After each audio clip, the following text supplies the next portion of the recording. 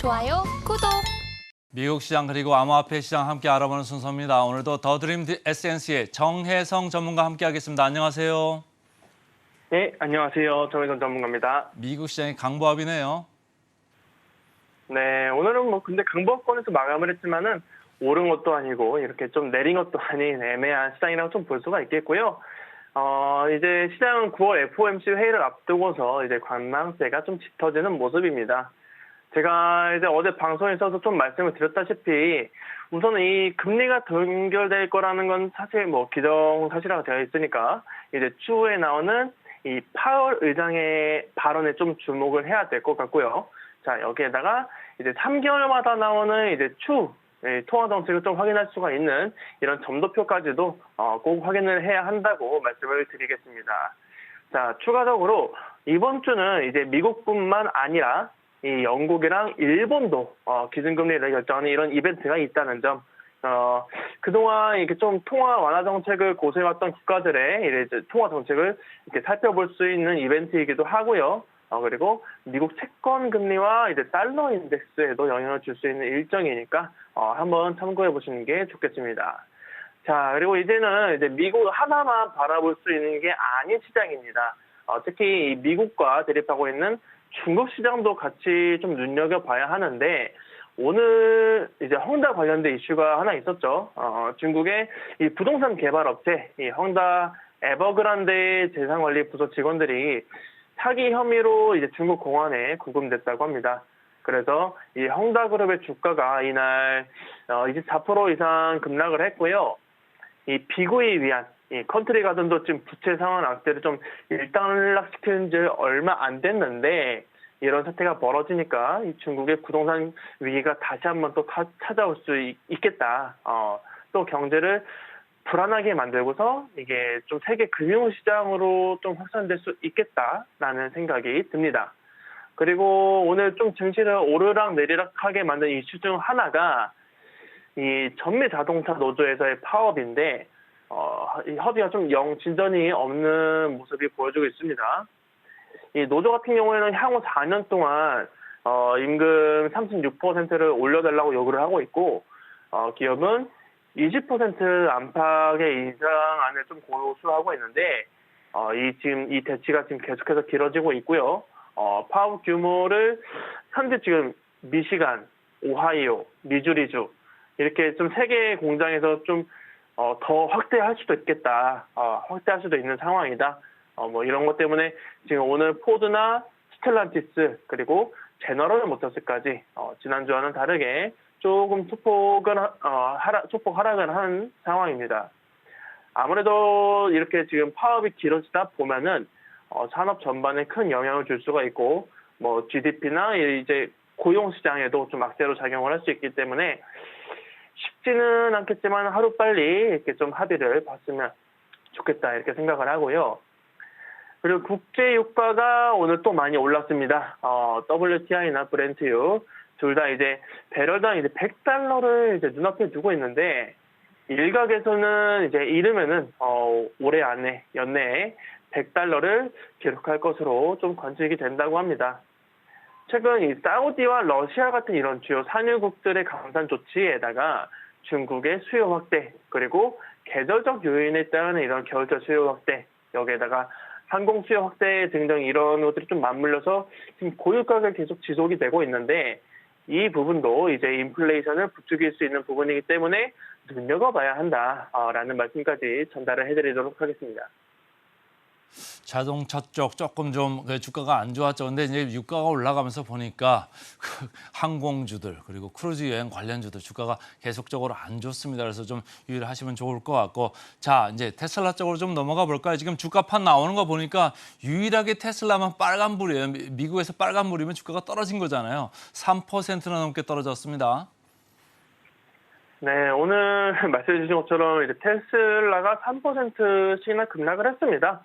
여기에는 이 세계적인 투자은행, 이 골드만삭스에서 테슬라가 그동안 이제 저가형 모델, 이 테슬라 Y나 S에 대한 이제 가격을 공격적으로 좀 인하한 점을 얘기하면서 이제 실적이 좋지 않을 거라고 이렇게 좀 경고를 날리면서 오늘 3%대 급락을 했는데요. 근데 이제 테슬라가 올해 들어서 이제 중국 시장 점유율을 늘리려고 이 저가형 모델에 대해서 좀 할인을 많이 해왔잖아요. 그래서 그 부분을 좀 지적을 한 겁니다. 근데 좀 생각을 해보면은 결국에는 시장 점유율을 높이는데 성공을 했습니다. 지난번에 이제 차량 인도량이 되게 많이 증가했다고 이렇게 말씀을 드렸었는데 거기에다가 뭐 재고 부분도 좀 잘 해결됐고 하다 보니까 오늘 급락은 좀 일시적일 것으로 보인다. 이렇게 전망을 하고 있고요. 테슬라와 반대로 니콜라가 오늘은 주인공이었습니다. 니콜라가 지난주 수소 트럭 이슈 이후에 오늘 33% 넘게 폭등을 했는데 이 새로운 CEO로 메리 첸을 선임을 했다고 합니다. 이 메리 첸이라는 인물은 이제 제너럴 모터스에서 20년 이상 이렇게 베테랑이기도 하고 최근 이제 GM에서 글로벌 생산 이제 운영 부문 부사장을 맡았었다라고 합니다. 이 니콜라 회장 같은 경우에도 이 메리 첸 CEO가 니콜라의 성장을 이끌 적임자라고 이제 미래 성장을 주도할 좀 인재로 보고 있고 시장에서도 이렇게 좀 긍정적인 반응을 이끌어내면서 오늘 33% 넘는 폭등을 보여줬습니다. 자, 그리고 오늘 애플 주가도 반등을 했는데 중국발 악재를 좀 완전히 털어내지 않았나 이렇게 생각을 하고 있습니다. 지난주에 이제 새로 출시했던 이 아이폰 15 시리즈가 좀 큰 흥행을 이제 거둘 것으로 전망을 하고 있습니다. 지난 아이폰 14 시리즈에 비해서 선 주문량이 지금 10%나 넘게 많다고 하고요. 이 중국에서의 선 주문량이 탄탄하다는 점, 그리고 이 프로맥스 모델의 경우에는 이 현재 리드 타임이 5주에서 6주 수준으로 지난 7년 동안 출시된 그 어떤 모델보다 좀 길다고 합니다. 물론 전에도 말씀드렸다시피 이 사전 예약만 보고서 뭐 대박이다 라고 좀 단정 지을 수는 없겠지만은 적어도 지난주에 터졌던 이 중국발 악재 정도는 털어내지 않았나 이렇게 판단한다는 말씀까지 전해드리도록 하겠습니다. 자, 방금 전에 이제 테슬라 3% 넘게 빠지는 이유가 이제 수익성이 좀 악화되고 있다. 아무래도 뭐 차 가격 인하하니까 그런 이슈가 있을 것 같고 앞으로도 좀 가격 인하가 더 있다고 보면은 그 테슬라뿐만이 아니고 우리나라 뭐 셀업체나 양극재, 음극재 그 밸류 체인 선상에 있는 회사들도 좀 조심을 할 필요가 있겠다. 이런 생각을 좀 해보면 좋을 것 같고 애플 주가 최근에 많이 내려왔었는데 오히려 조금 아이폰 15 대박 느낌이 난다. 이런 생각에 우리나라 주가도 어제 좀 많이 올랐거든요. 어제 시장 이렇게 밀리는데도 우리나라 뭐 LG 이노텍, 뭐 BH 이런 관련주들이 조금 반등을 했습니다. 그래서 오늘 애플 주가까지 이렇게 반등을 했기 때문에 우리 시장도 좀 임팩트가 있을 수 있다 이런 생각을 좀 해보고요. 반도체 쪽 때문에 어제 우리 시장이 아주 망가졌잖아요. 근데 오늘 보니까 간밤에 미국 시장 반도체 조금 좀 돌아선 것 같아가지고 ALM은 좀 내려갔지만 다른 반도체 쪽은 조금 기술적으로 반등을 했죠. 그래서 오늘 좀 기대를 해보겠다 이런 생각을 좀 해보고요. 자, 비트코인으로 좀 가볼까요? 비트코인 분위기가 최근에 좀 내려가나 싶더니 25,000달러 순간 그때부터 반등하더니 이제 뭐 분위기가 조금 나지나요? 어떻습니까? 네, 맞습니다. 어제 저녁부터 이 암호화폐 시장이 갑자기 좀 반등을 하기 시작했습니다. 비트코인만 보더라도 지금 윗꼬리를 달기는 했지만은 3%가량 상승을 했다가 이렇게 상승세를 좀 보여줬다가 좀 내려온 상황이고요. 이더리움도 마찬가지로 이제 3%가량 상승했다가 저항받고 내려오는 모습을 확인할 수가 있었습니다.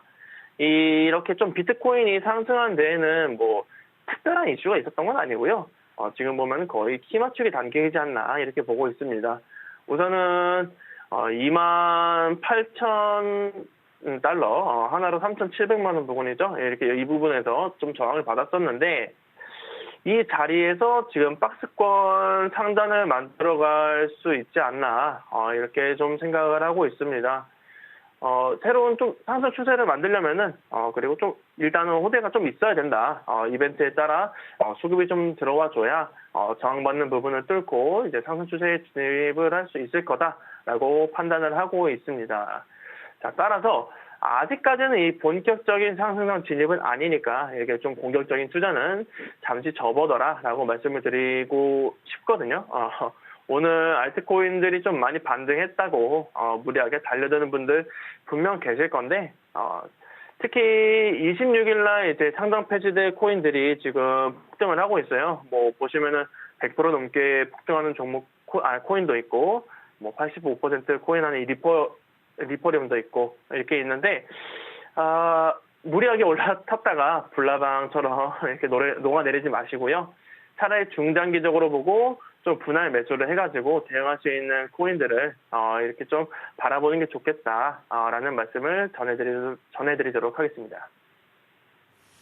그래서 이렇게 이제 알트코인들 보면은 주식 시장이나 뭐 코인 시장이나 역시 투기적인 세력들, 투기적인 거 좋아하는 분들이 항상 있기 때문에 하지 말라고 해도 열심히 하시죠. 그래서 나중에 좀 낭패를 보는 일이 많은데 우리 정혜성 전문가 말 좀 들었으면 좋겠고요. 그다음 이슈가 뭐가 있을까요? 오늘 이제 SEC, 이 헤스터 스퍼스 위원이랑 이 정성문 코비 리서치 센터장이랑 이제 면담했던 내용이 좀 보고서로 발간이 됐는데 이 퍼스 위원의 발언을 통해서 앞으로 이 SEC의 향후 움직임을 좀 파악을 할 수가 있었습니다. 퍼스 위원 같은 경우에는 이제 기술 혁신에 좀 되게 우호적인 인물인데 최근 SEC 움직임이 이제 암호화폐 시장의 규제 불확실성을 키우고 있다고 말을 하면서 하루빨리 이 암호화폐 기본법에 대한 입법에 좀 들어가야 된다라고 좀 강조를 했습니다. 그리고 증권성 논란에서도 이제 한마디 했는데 암호화폐 자체가 이제 투자 계약의 내용을 좀 계승을 하기 때문에 증권으로 간주할 수 있다고 이제 말한 점을 좀 봤을 때 초 리플 소송에서 이제 증권성이 여부를 두고 좀 강하게 밀어붙일 가능성이 높겠다라고 판단이 되는 부분입니다. 자, 그리고 중국 알리바바 이슈도 하나 엔트그룹 이슈도 하나 있었습니다.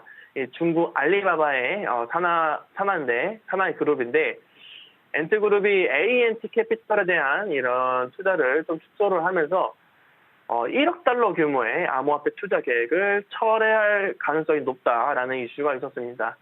자, 여기에는 이 엔트그룹 전 임원이면서 ANT 캐피탈의 창업 파트너였던 유준에 대한 이 기업 내부 조사가 좀 진행이 되면서 이런 결정이 난 거다라고 보시면 되겠고요. 자, 여기다가 최근 암호화폐 관심도가 이제 AI 같은 인공지능에 쏠리면서 상대적으로 투자 관심이 많이 떨어졌기 때문에 이 암호화폐 펀드 투자도 같이 철회를 했다라는 이슈까지 전달을 해드리도록 하겠습니다. 오늘도 새벽부터 고생 많았습니다. 고맙습니다. 네, 고맙습니다.